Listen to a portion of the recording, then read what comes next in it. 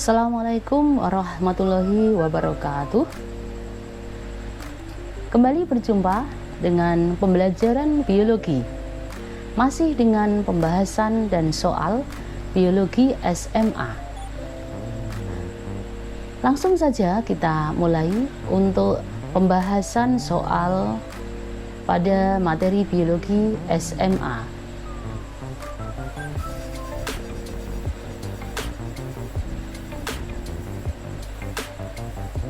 Soal pertama, perhatikan gambar pengaruh cahaya terhadap hormon dan pertumbuhan tanaman berikut ini.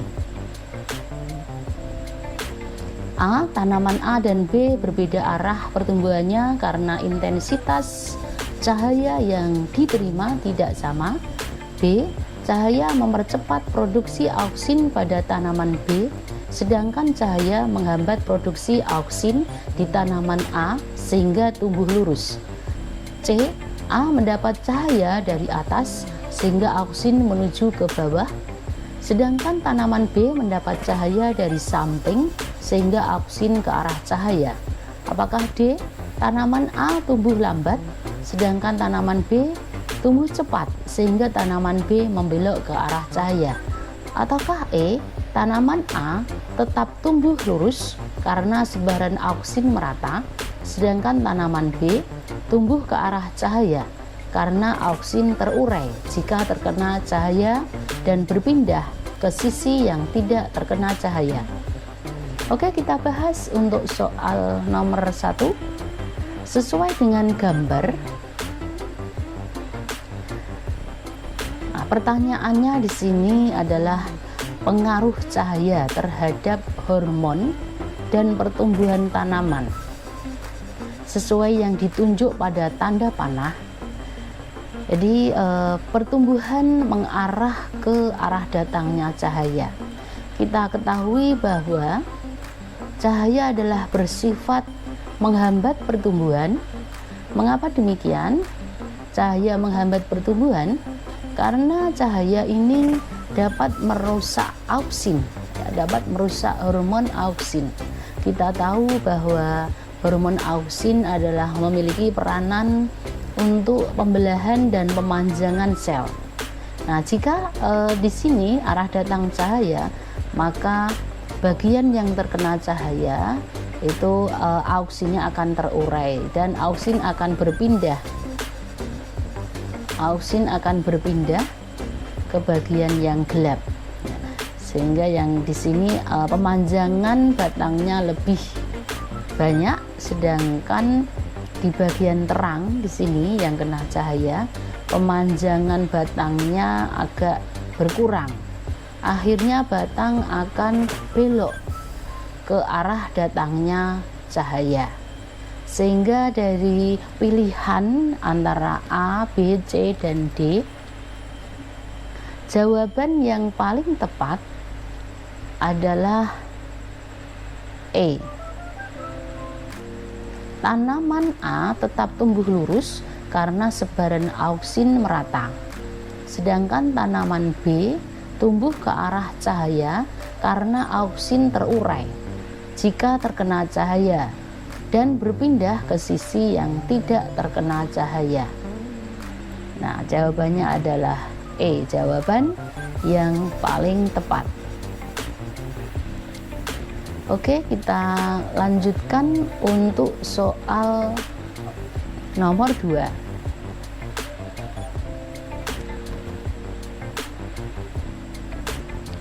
Perhatikan tabel pertumbuhan kecambah kacang hijau pada intensitas cahaya yang berbeda-beda. Dari data pada tabel dapat disimpulkan A. Pertumbuhan berbanding lurus dengan kenaikan intensitas cahaya. B. Cahaya tidak berpengaruh pada pertumbuhan. C. Semakin gelap cahayanya, pertumbuhan makin cepat. D. Cahaya dapat menghambat pertumbuhan. Ataukah E. Pertumbuhan tidak memerlukan cahaya. Kita amati data yang ada pada soal. Di sini pertumbuhan paling cepat ada pada tempat gelap. Kemudian remang-remang pertumbuhannya agak lambat, dan paling lambat adalah pada tempat terang. Di sana kita dapat menyimpulkan bahwa faktor yang menghambat pertumbuhan adalah cahaya. Karena kita tahu tadi cahaya merupakan atau cahaya ini memiliki sifat menguraikan auksin, ya, sehingga menghambat pemanjangan dan pembelahan sel. Nah, jawaban yang paling tepat untuk soal nomor 2 ini yaitu D. Cahaya dapat menghambat pertumbuhan. Oke, jika ada pertanyaan pada kalian dapat menulisnya di kolom komentar. Jika apa yang saya sampaikan kurang jelas atau kalian ingin menyampaikan pendapat. Oke, kita lanjutkan untuk soal berikutnya. Soal nomor 3. Perhatikan data hasil percobaan berikut. 1. Panjang batang tanaman 35 cm. 2. Warna daun hijau dan permukaannya rata. 3. Jumlah daun bertambah menjadi 10 buah. 4. Batangnya lurus dan kuat. 5. Panjang akar tanaman sekitar 10 cm.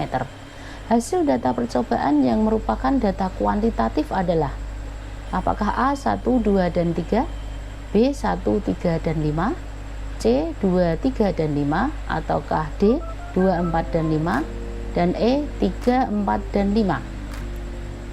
Oke, kita bahas untuk soal nomor 3. Dari pertanyaan, hasil data percobaan yang merupakan data kuantitatif adalah nomor berapa?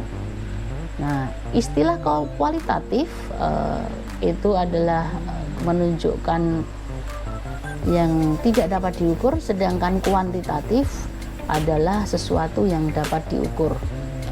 Nah, di sana dari pernyataan-pernyataan yang ada yang menunjukkan sesuatu yang dapat diukur adalah nomor 1, kemudian nomor 3, dan nomor 5. Sehingga untuk nomor 3 ini jawabannya adalah 1, 3, dan 5, yaitu B. Nah, jawaban yang paling tepat adalah B untuk soal nomor 3. Oke, kita lanjutkan untuk soal berikutnya. Soal nomor 4.